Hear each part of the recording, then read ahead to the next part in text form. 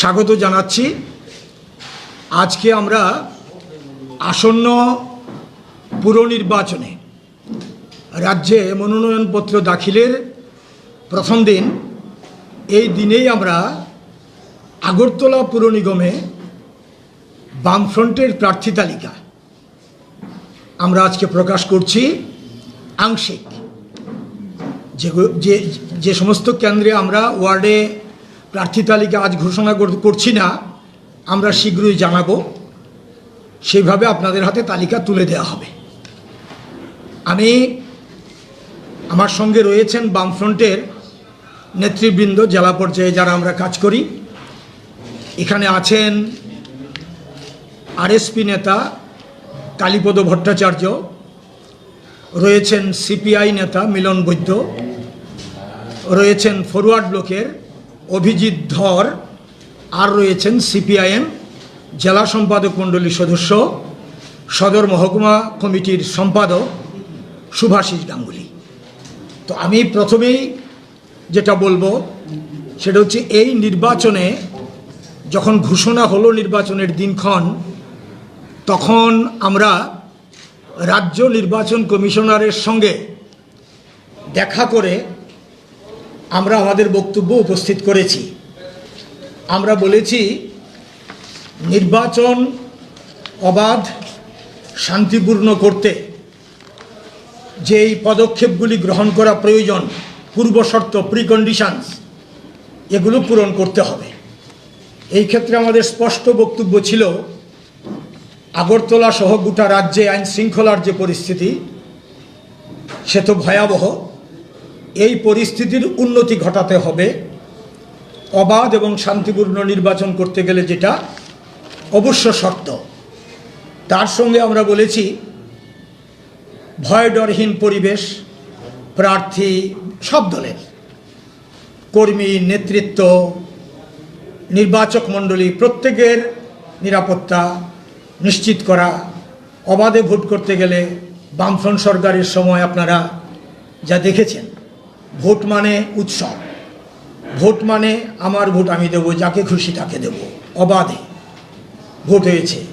এমনকি ভোট কেন্দ্রে এত ভিড় হয়েছে, এত পার্সেন্টেজ বেশি হয়েছে ভোট, যে ভোট নিতে ভোটের যে নির্ধারিত টাইম, সেই টাইমও পেরিয়ে গেছে। তারপরেও কোথাও কোনো দিন গণ্ডগোল আমরা শুনিনি, হয়নি। এটা আপনাদের অভিজ্ঞতা। অর্থাৎ অবাধ ভোটে ত্রিপুরা শীর্ষস্থান বরাবরই পেয়ে এসছে গোটা দেশে, এবং ভোট কাস্টিংয়ের দিক থেকেও পার্সেন্টেজ, সর্বোচ্চ পার্সেন্টেজ আপনাদের মনে থাকতে পারে, এটা বামফ্রন্ট সরকারের সময়ে। কিন্তু গত 40-41 মাসে এই রাজ্যে গণতন্ত্র যেভাবে বধ করা হয়েছে, সেটা প্রসঙ্গেই আমরা উল্লেখ করে নির্বাচন কমিশনারকে নির্বাচন অবাধ এবং শান্তিপূর্ণ করতে পূর্ব শর্তগুলি পূরণ করার আবেদন আমরা রেখেছি। আজকেও এখানে বলছি, অবশ্যই বামফ্রন্টের তরফ থেকে, রাজ্য কেন্দ্র থেকে তারা বলবেন। আমরা জেলার অভিজ্ঞতা থেকে এই কথাগুলি বলছি। এখন আমাদের যে দ্বিতীয় বক্তব্য, এটা হচ্ছে আমাদের জেলা, বিশেষ করে আমরা আমাদের জেলাতে রানীর বাজার পুর পরিষদ, জিরানিয়া নগর পঞ্চায়েত, মোহনপুর পুর পরিষদ এবং আগরতলা পুর নিগম, এই লোকাল আরবান বডিজগুলো আছে। এখানে ভোট হবে নির্ধারিত মানে ঘোষণা অনুযায়ী। তো সবগুলো কেন্দ্রে আমরা প্রতিদ্বন্দ্বিতা করব। এই অভিজ্ঞতা থেকে বলছি, ভোটে নির্বাচক মণ্ডলীর সামনে আমরা আজকে যাওয়ার আগে, মানে মনোনয়নপত্র দাখিল করার আগে যেটা বলবো, সেটা হচ্ছে যে সাংবিধানিক অধিকার আমাদের, যাতে মানুষ ত্রিপুরা রাজ্যে পুনরুদ্ধার করা, মানুষ যাতে এটা ভোগ করতে পারেন। রাজনৈতিক দল করা, দলের অফিস সুষ্ঠুভাবে চালানোর সুযোগ, সভা সমিতি এসব করা, এবং যারা অতীতে দেখা গেছে এইসবের ক্ষেত্রে আক্রমণ সংগঠিত করেছে তাদেরকে গ্রেপ্তার করা, শাস্তির ব্যবস্থা করা, এগুলো আমরা বলেছি। এটা রয়েছে সাংবিধানিক অধিকারের প্রশ্নে, এটা অবশ্যই আসছে, এই কথাটা আজকেও আমরা বলছি। এবং এফআইআর করার পরেও যাদেরকে এখনও ধরা হয়নি, গ্রেপ্তার করা হয়নি, এটা করতে হবে। ভোট শান্তিপূর্ণ করার ক্ষেত্রে এটা প্রয়োজন। এবং বিরোধী দলীয় যে নেতা কর্মীরা আছে, ইতিমধ্যে যারা আক্রান্ত হয়েছেন, বাড়িঘরে হামলা হয়েছে অনেক জায়গার মধ্যে, এগুলো যাতে আর না ঘটে, এই আবেদন আমরা এখান থেকে নির্বাচন কমিশনারের নিকট রাখছি, কারণ তারাই হচ্ছে এখন ভোট পরিচালনার মূল কর্তৃপক্ষ। তাদের কাছে আমাদের আবেদন থাকলো। গণতন্ত্র, এখানে গণতন্ত্র বধ করা হয়েছে, আগেই বলেছি। তো এখানে গণতন্ত্র পুনরুদ্ধারে যদি ইলেকশন কমিশন পদক্ষেপ নেয়, অসম্ভব কিছুই না, করতেই পারেন এবং এটা করা দরকার। আমি আগেই বললাম, এই ক্ষেত্রে আমাদের স্পষ্ট বক্তব্য যে মতামত প্রকাশের স্বাধীনতা এবং সবচেয়ে বড় কথা উন্নয়নের ক্ষেত্রে এখানে আমরা দেখেছি বামফ্রন্ট সরকারের সময় যে ওয়ার্ড সংসদ গণতন্ত্র, মানুষের কথা বলা, উন্নয়নে অংশগ্রহণ করা, এটা নেই এখানে। এই বিষয়টাও যাতে নিশ্চিত করা হয় আগামী দিনে, এটাও আমাদের আবেদন থাকবে। জনগণের প্রতি নিশ্চয়ই জনগণ এটা লক্ষ্য রাখবেন। আমাদের জেলার অভিজ্ঞতায় আমরা বলছি, সারা রাজ্যের অভিজ্ঞতাও ঠিক তাই। এই ক্ষেত্রে আমাদের বক্তব্য। এবং সবচেয়ে বড় কথা শান্তি। রক্তদান শিবির আগরতলা শহরে পুরো এলাকায় আক্রান্ত হয়েছে, আপনারা জানেন। রক্তদান শিবির করা যায় না, অমানবিকতা কোথায় গেলে পরে এমন হতে পারে। সাংবাদিকরা আক্রান্ত হয়েছেন দিনের পর দিন, কোনো ব্যবস্থা নেই বন্ধ করার। এইটা চিকিৎসক, নার্স, তারপরে আধিকারিক, শিক্ষক, আইনজীবী, সাংবাদিক তো বললাম, এই সবাই আক্রান্ত হয়েছেন। এসব নজর রাখতে হবে ইলেকশন কমিশনকে। এই অভিজ্ঞতাগুলো, এই তিক্ত অভিজ্ঞতাগুলো নজরে রেখে শান্তি, গণতন্ত্র, সাংবিধানিক অধিকার এগুলো যাতে ফিরে আসে, এগুলো যাতে মানুষ যাতে অবাধে নিরাপদে ভোটাধিকার প্রয়োগ করতে পারে, এগুলো যাতে বহাল হয়, এটা ইলেকশন কমিশন যাতে দেখেন, এই আবেদন আমরা রাখছি। আর একটা বিষয়, এটা হচ্ছে আমরা কাজ এবং খাদ্যের দাবি, উন্নত পরিষেবা। হ্যাঁ, আপনার কাজ এবং খাদ্য, আপনারা জানেন শহরে গরিব এলাকাগুলো প্রচণ্ড দারিদ্র্যের মধ্যে আছে, টুয়েপের কাজ নেই, খাদ্য সংকট। করোনার সময় তো ভয়াবহ অবস্থা হয়েছে। করোনা বৃদ্ধির জন্য সরকারের যে অকর্মণ্যতা, সরকারের যে নীতিগতভাবে বা প্রশাসনিকভাবে তাদের যে পদক্ষেপগুলো, সেগুলো আমরা লক্ষ্য করিনি, যেগুলো নেওয়া দরকার ছিল জনস্বার্থে। ফলে বেড়েছে। কাজে কাজ ছিল না, খাদ্য ছিল না, এগুলো সংকট এখনও আছে। বাসস্থানের সমস্যা আছে পুরো এলাকায়। আগে আগরতলা শহরে ভিখারি দেখা যেত না, এখন রাস্তায় আমরা দেখছি। বামফ্রন্টের আমলে এইসব ছিল না, অভিজ্ঞতা আছে আমাদের। এই হচ্ছে খুব সংক্ষেপে আজকে আমাদের এই মনোনয়নপত্র দাখিল করতে যাওয়ার আগে আপনাদের সামনে যে বিষয়গুলো আমরা জেলার পক্ষ থেকে আমি এটা উপস্থাপন করলাম। সঙ্গে শিল্প, কৃষি গত 3-3.5 বছরে কিছু হয়নি, মুখ থুবড়ে পড়েছে। উন্নয়ন বলতে বামফ্রন্ট সরকারের সময়ের উন্নয়নমূলক কাজগুলি বন্ধ হয়ে আছে, নতুন কিছুই আমরা দেখছি না। পরিকল্পনা বা তাকে বাস্তবায়িত করা, এই বিষয়গুলো আমরা বলতে চাইছি। এবং সবচেয়ে বড় কথা, যারা বলেছিল জল আগরতলা শহরে ওয়াটার লগিং, জল জমবে না, কিছুদিনের মধ্যেই জল থেকে ফ্লাড হলে অল্প বৃষ্টিতে জল জমে যায়, এমন আমরা আগেও জমেছে, কিন্তু এইরকম ভয়াবহ আগে হয়নি। এটা হয়েছে, আজকে চলে যাচ্ছে। আজ 1-1.5 বছর আছে পরবর্তী বিধানসভা নির্বাচনে। তারা যা অভিজ্ঞতা দিয়েছিল কোনোটাই পূরণ করেনি। তো এটা আমি উল্লেখ করলাম, নাগরিক পরিষেবার ক্ষেত্রে অভিজ্ঞতা কিন্তু ভয়াবহ। কাজেই জনগণের কাছে আমরা এই বিষয়গুলো নিয়ে যেতে চাইছি। তো এই হচ্ছে বিষয়। এবং সঙ্গে রাস্তাঘাট, ড্রেন, সামগ্রিক উন্নয়ন, এই উন্নয়ন মুখ থুবড়ে পড়েছে, এর প্রতিবাদ আমরা করছি। আমরা এই বক্তব্যগুলো উপস্থিত করে জনস্বার্থে কাজ করার প্রতিশ্রুতি দিয়েই বামফ্রন্ট নির্বাচনী সংগ্রামে অবতীর্ণ হবে। আশা করি রাজ্য নির্বাচন কমিশনার নির্বাচন অবাধ এবং সুষ্ঠু রাখতে কার্যকরী পদক্ষেপ গ্রহণ করবেন। এখন আমার যে দ্বিতীয় বক্তব্য, এটা হচ্ছে আপনাদের কাছে যে আগরতলা পুর নিগম নির্বাচনে মোট ওয়ার্ড সংখ্যা 51টি। 51টি ওয়ার্ডে আমরা প্রার্থী, আজকে আমরা যে মনোনয়ন দাখিল করব, সেই নামের তালিকা আপনাদের সামনে আমি একে একে বলছি। আপনাদের কপি দিয়ে দেওয়া হবে পরে।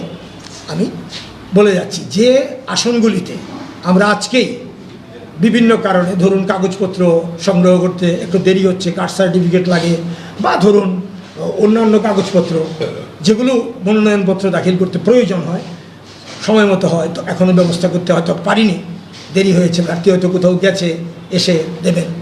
এই বিষয়গুলো আছে থাকার কারণে আমরা সব কেন্দ্রে আজকেই প্রার্থী ঘোষণা করছি না। যেই কেন্দ্রগুলোতে আমরা প্রার্থী ঘোষণা করব সেটা আমি একে একে পাঠ করছি আপনাদের সামনে। 1 নম্বর আসন এসসি মহিলা পরে ঘোষণা করা হবে। 2 নম্বর আসন মহিলা পরে ঘোষণা করা হবে। 3 নম্বর আসন রাকেশ দাস সিপিআই। 4 নম্বর আসন মহিলা পরে ঘোষণা করা হবে। 5 নম্বর আসন কৃষ্ণা মজুমদার সিপিআইএম। 6 নম্বর আসন এসসি পরে ঘোষণা করা হবে। 7 নম্বর আসন এসসি মহিলা যমুনা দাস সিপিআইএম। 8 নম্বর আসন গীতা দেব সিপিআইএম। 9 নম্বর আসন সাধারণ, তিনিও গীতা দেব, তিনি সিটিং কাউন্সিলর সিপিআইএম। দুজনের নাম পরপর একই নাম আর কি, আমরা মার্ক করে দিয়েছি 1-2 করে বুঝতে সুবিধার জন্য। 10 নম্বর পরে ঘোষণা করা হবে। 11 নম্বর সাধারণ সুদীপ পাল সিপিআইএম। 12 নম্বর মহিলা কাজল রেখা সিনহা সিপিআইএম। 13 নম্বর সাধারণ কৌশিক চক্রবর্তী সিপিআইএম। 14 নম্বর মহিলা পরে ঘোষণা করা হবে। 15 নম্বর এসসি পরে ঘোষণা করা হবে। 16 সাধারণ সুশোভন দত্ত মজুমদার সিপিআইএম। 17 মহিলা ফুলন ভট্টাচার্য সিপিআইএম। 18 সাধারণ দুর্গা প্রসাদ চক্রবর্তী সিপিআইএম। 19 তফসিলি উপজাতি মহিলা এসটি মহিলা, এখন সিটিং মেম্বার অপরূপা দেববর্মা সিপিআইএম মহিলা পরে ঘোষণা করা হবে 20 নম্বরে। 21 নম্বর সাধারণ আমরা ঘোষণা করছি জয়া বিশ্বাস সিপিআই। 22 নম্বর তফসিলি উপজাতি এসটি যমুনা দেববর্মা সিপিআইএম। 23 নম্বর মহিলা উমা চন্দ সিপিআইএম। 24 নম্বর সাধারণ জ্যোৎস্না সিনহা সিপিআইএম। 25 নম্বর মহিলা কল্পনা শিব সিপিআইএম। 26 নম্বর এসসি মহিলা তফসিলি জাতি মহিলা পরে ঘোষণা করা হবে। 27 নম্বর এসসি সুশান্ত দাস সিপিআইএম। 28 নম্বর সাধারণ সমর চক্রবর্তী সিপিআইএম। 29 নম্বর এসসি মহিলা পরে ঘোষণা করা হবে। 30 নম্বর এসসি প্রবোধ দাস সিপিআইএম।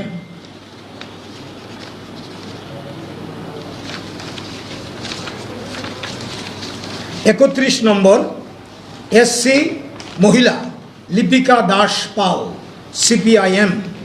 32 নম্বর মাধবী চৌধুরী বর্ধন ফরওয়ার্ড ব্লক মহিলা। 33 সাধারণ অভিজিৎ ভট্টাচার্য সিপিআইএম। 34 মহিলা জুয়েল দত্ত চৌধুরী সিপিআইএম। 35 সাধারণ পরে ঘোষণা করা হবে। 36 সাধারণ মহিলা পরে ঘোষণা করা হবে। 37 এসসি রতন দাস, আমি না আরেকজন ভুল করতে পারেন, এটা এসসি সিপিআইএম।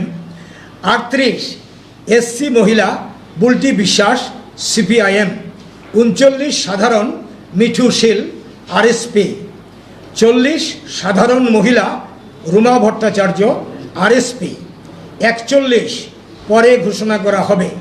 42 মহিলা বিথিকা পাল চৌধুরী সিপিআইএম। 43 এসসি কিশোর রায় সিপিআইএম। 44 পরে ঘোষণা করা হবে। 45 মহিলা পিয়ালি চৌধুরী সিপিআইএম। 46 মহিলা রুবি পাল দেব চৌধুরী সিপিআইএম। 47 এসসি দেবতনু রায় সিপিআইএম। 48 মহিলা যশোদা দাস সিপিআইএম। 49 সাধারণ ধনমণি সিং সিপিআই 50 মহিলা পরে ঘোষণা করা হবে, 51 মানে 51 পরে ঘোষণা করা হবে।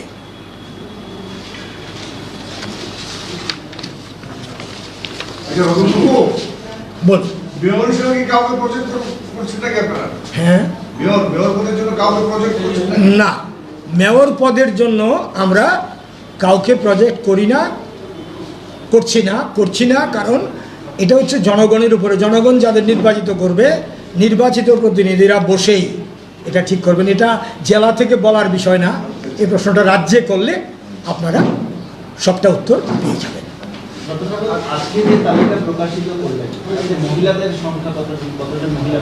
সেটা আমরা দিয়ে দেবো তালিকা আপনাদের কাছে। তালিকাটা ছেপে দিয়ে দিচ্ছি, তো দিয়ে দিলে দেখা যাবে। হ্যাঁ, না, সেটা তো আমরা ওই পরে যে তালিকা দেব না সেটা বলতে পারছি না, কারণ আমরা তো উল্লেখ করে দিয়ে দেবো। আজকে যাদের ঘোষণা করেছি এটা বলে দেওয়া যাবে। আমি এখন উল্লেখ করিনি, সেটাও একসঙ্গেই বলে দেবো। ফাইনাল সিটটা যখন দেবো তখন জানিয়ে দেবো।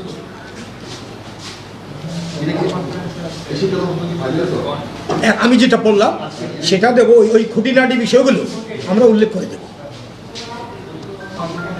ঠিক আছে?